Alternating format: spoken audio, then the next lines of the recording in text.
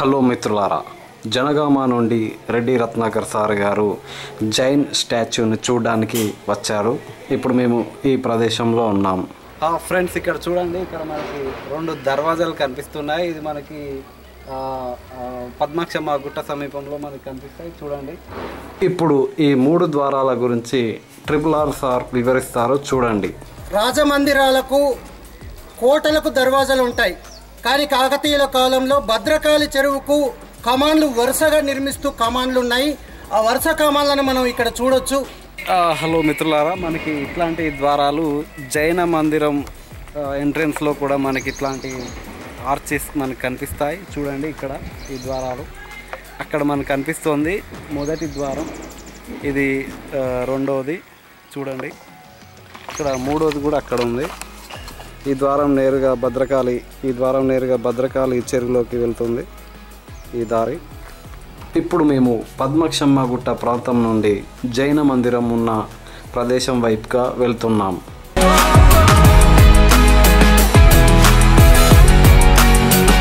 ఇక్కడ మనకి ఇంకొక ద్వారం కనిపిస్తుంది. చూడండి.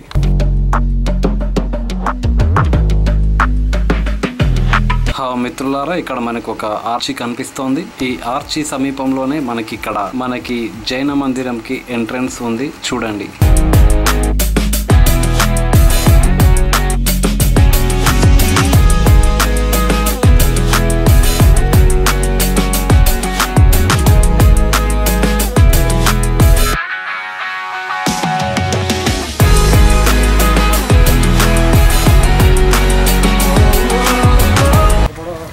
రత్నాకర్ సార్ అండ్ నేను ఈ జైన మందిరం గుట్ట ఎక్కబోతున్నాం. మాట్లాడండి.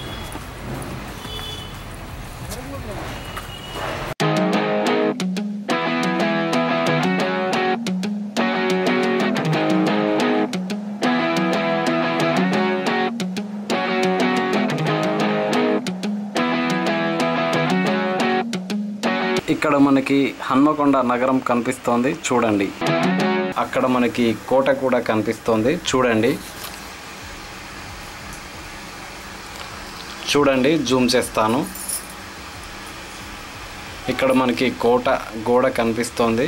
అగ్గలే గుట్ట చుట్టూ పటిష్టమైన రాతి గోడ నిర్మించారు. ఈ రాతి గోడకు కావాల్సినటువంటి రాతి దిమ్మెలను ఇదే గుట్ట నుంచి తీసి ఇక్కడ మనకి పటిష్టంగా పెట్టారు. సిమెంటు, డంగు సున్నము, మిషనరీ వర్క్ ఏది లేకుండా చేతులతో నిలబెట్టిన రాతి గోడ ఇది.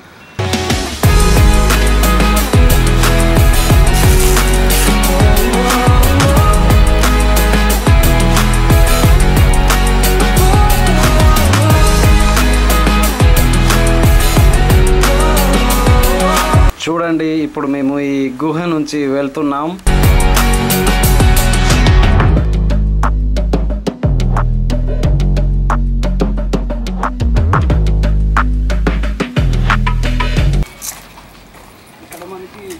కోట గోడ కనిపిస్తుంది. అలాగే ఇక్కడ మనకి సిటీ వ్యూ కూడా కనిపిస్తుంది. అలాగే సార్ ఇక్కడ ఏమో కనుగొన్నారు, అక్కడికి మనం వెళ్దాం.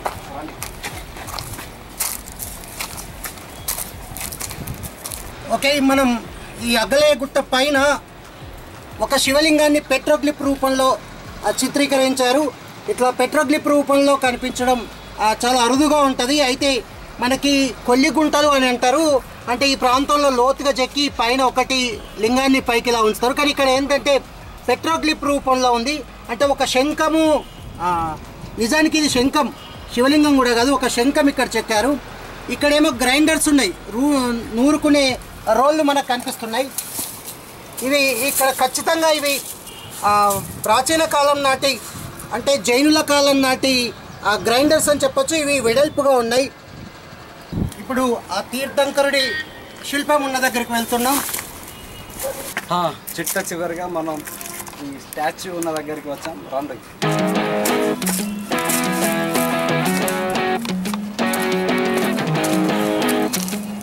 మిత్రులారా, ఇక్కడ మనకి కనిపిస్తుంది కదా, అక్కడే జైనుడి ఒక స్టాచ్యూ మనకి కనిపిస్తుంది.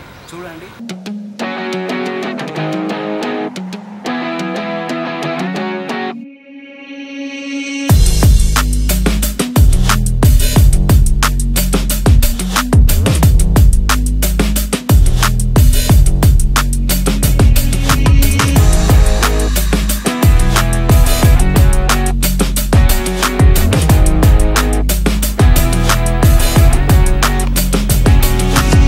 మిత్రులారా, ఇక్కడ మనకి జైన తీర్థంకరుడు కనిపిస్తున్నాడు.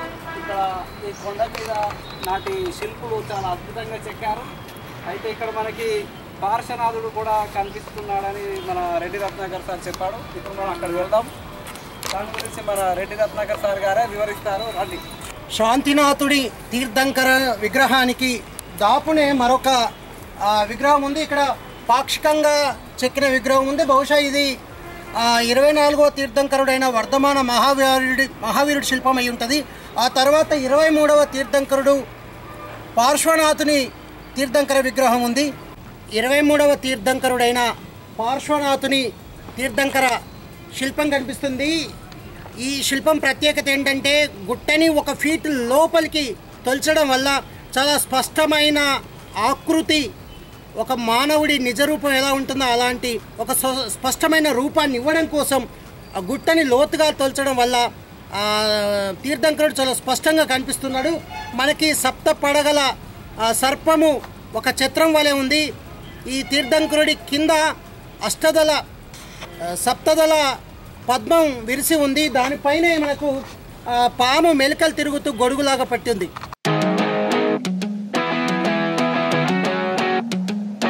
మిత్రులారా, ఇక్కడ మనకి 3 గుహలు కనిపిస్తున్నాయి చూడండి. అయితే ఈ గుహలు నాటి జైన గుండులు బహుశా వాళ్ళు జపం చేసుకోవడానికేమో ఇలా గుహల్లాగా నిర్మించారు. ఇవి మనకి హన్మకొండ సెంటర్లో ఉన్న హన్మకొండ కొత్త బస్టాండ్ శివారు ప్రాంతంలో ఉంటాయి చూడండి. ఇవి చాలా అద్భుతమైన ప్రదేశాలు.